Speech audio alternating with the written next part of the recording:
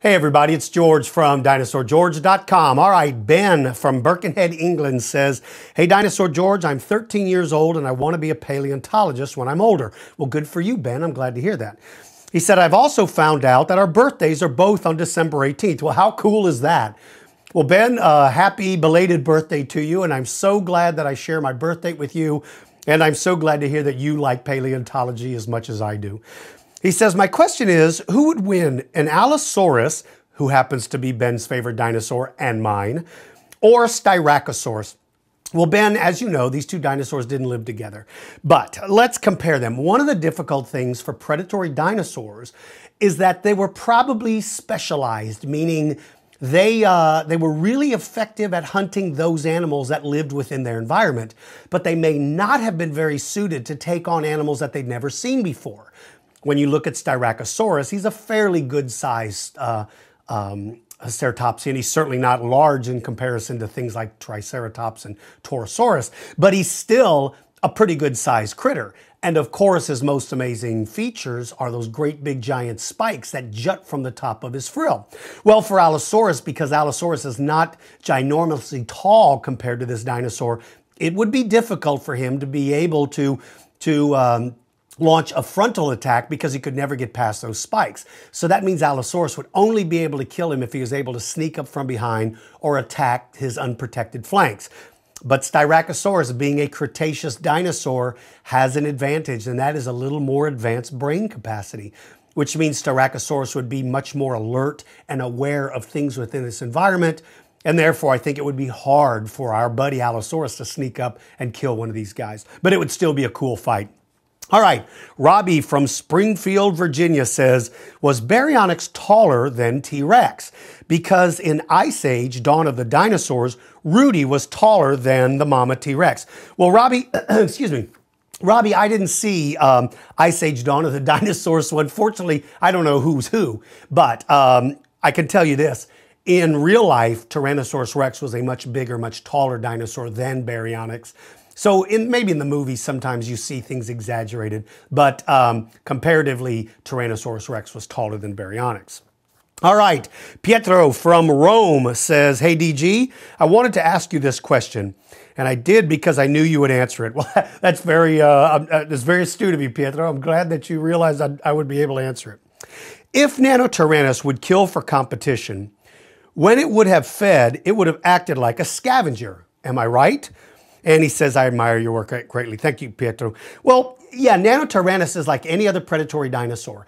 Its first priority would be to kill. Big predatory dinosaurs, in my opinion, cannot survive simply by hoping to come across something that died. The other thing to keep in mind is when an animal dies, the proteins in its body begins to decompose, and that means that the meat quality is not as good. Even if your body is capable of eating rotted, putrefying meat, you still get limited amount of nutrition from it. So big predators are like an engine. They run better on high-octane gas, not gas that happens to be a little watered down and not so good because their body doesn't work as efficiently. And so these guys have to go out and kill. But if there was something that they could scavenge, certainly then they would do it. All right. Excuse me. Boy, my voice is killing me this morning. All right, Joergen from Bergen, Norway says, hi DG, it's Joergen again. Nice to hear from you, buddy. I have two questions. In Jurassic Park, Dr. Alan Grant says that T-Rex vision is based on movement. Is that true? Let me answer your first question. No, based on all the evidence that I've seen and based on some of the work by Dr. Lawrence Whitmer at Ohio University, his brain demonstrates that a big percentage of it is dedicated to its field of vision.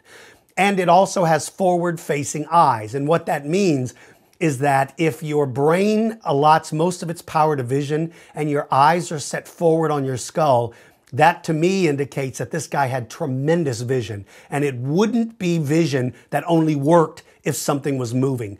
I think that was done solely as something of interest for the TV or for the movie. I'm frustrated with it because it has no basis in fact.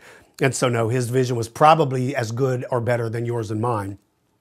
And he says, have you ever dug up a T-Rex? And if so, how many have you dug up? You know, Joergen, I've never dug up a Tyrannosaurus Rex. I found pieces and parts of a T-Rex, but I do have the opportunity, it looks like this July, to go out and film and probably help film and help them dig up a juvenile Tyrannosaurus Rex. It's very exciting stuff. None has ever been found. This is the first one ever found, and I get to go out and help dig it up, and it's pretty exciting stuff.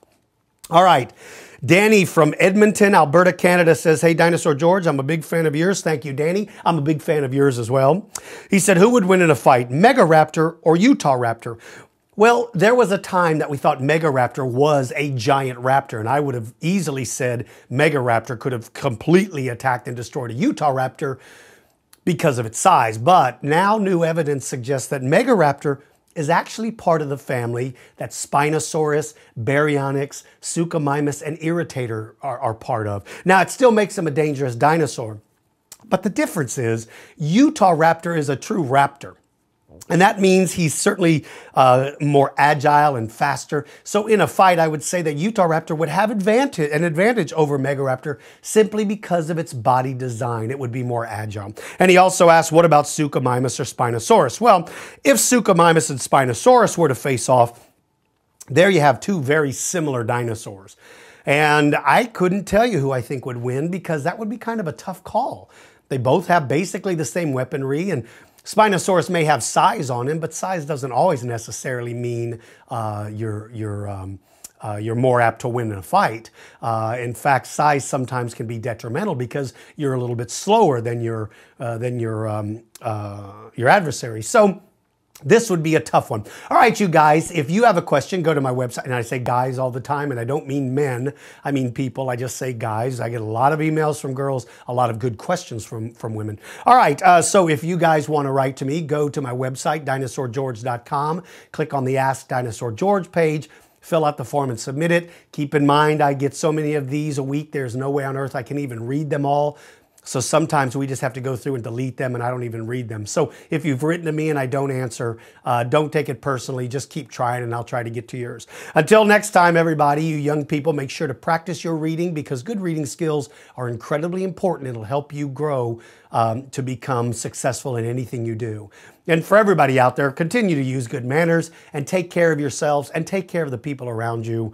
We're getting close to the new year, so let's all start off the new year with good feelings and good hope to everybody out there. Until next time, take care, and I will see you all again soon.